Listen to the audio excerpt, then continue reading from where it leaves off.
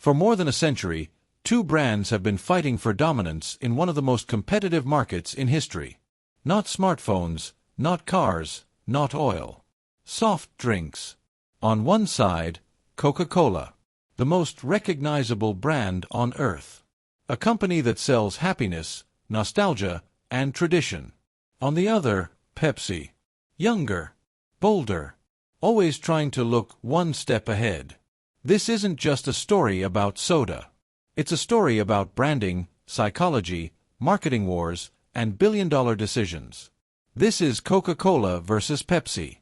Coca-Cola was created in 1886 by John Stith Pemberton, a pharmacist in Atlanta.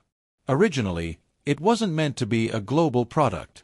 It was sold as a medicinal tonic, claiming to relieve headaches, fatigue, and even anxiety. Like many products of the time, it was marketed as a cure-all. But the real turning point didn't come from the formula. It came from marketing. Asa Candler, a businessman, bought the rights to Coca-Cola and aggressively promoted it. He focused on consistency, branding, and distribution. By the early 1900s, Coca-Cola wasn't just a drink. It was becoming a symbol. Pepsi was created in 1893 by Caleb Bradham, another pharmacist. Originally called Brad's Drink, it was rebranded as Pepsi-Cola. From the beginning, Pepsi positioned itself differently. While Coca-Cola focused on tradition and stability, Pepsi leaned into value. More soda for less money. This strategy helped Pepsi grow, but it also made the company vulnerable. During the Great Depression, Pepsi offered larger bottles at the same price as Coca-Cola. That single decision nearly doubled Pepsi's sales. Coca-Cola didn't respond. They believed their brand was too strong to compete on price.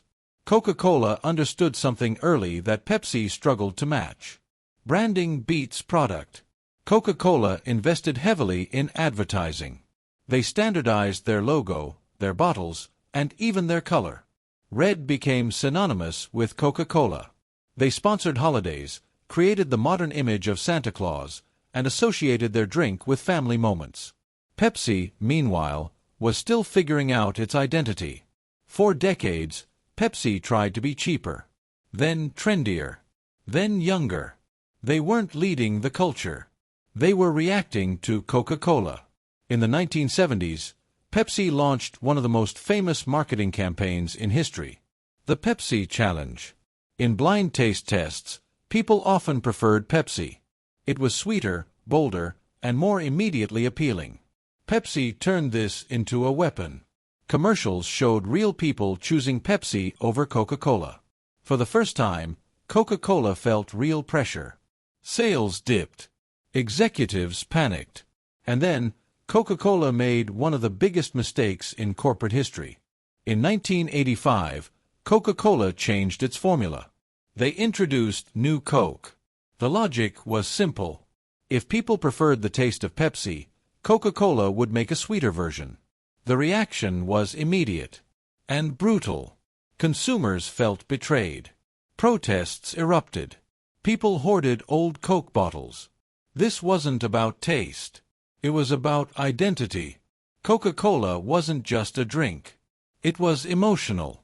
After just 79 days, Coca-Cola brought back the original formula as Coca-Cola Classic. Ironically, sales surged. The failure reinforced Coca-Cola's brand power. While Coca-Cola dominated tradition, Pepsi dominated pop culture. Pepsi partnered with celebrities. Michael Jackson, Madonna, Britney Spears, Beyoncé. Pepsi positioned itself as the drink of the new generation. They didn't try to be timeless. They tried to be now. This strategy worked. Pepsi never overtook Coca-Cola globally, but it stayed relevant. And in some markets, it even won. Then the rivalry took an unexpected turn. Pepsi stopped caring about just soda. They diversified. Frito-Lay, Doritos, Lay's, Gatorade. PepsiCo became a food and beverage empire. Coca-Cola stayed focused almost entirely on drinks. Today, PepsiCo often earns more total revenue than Coca-Cola. But Coca-Cola still dominates in brand recognition. Two different strategies. Two different definitions of success. So who really won the Cola Wars? Coca-Cola won branding. Pepsi won diversification. Coca-Cola became a cultural icon. Pepsi became a business powerhouse. Neither company truly destroyed the other. Instead, they forced each other to evolve. And that rivalry shaped modern marketing forever. Because sometimes, the real victory isn't beating your competitor. It's surviving them. So let me ask you this. If you had to choose only one strategy, would you rather build the strongest brand in the world, or the most diversified empire? Let me know in the comments.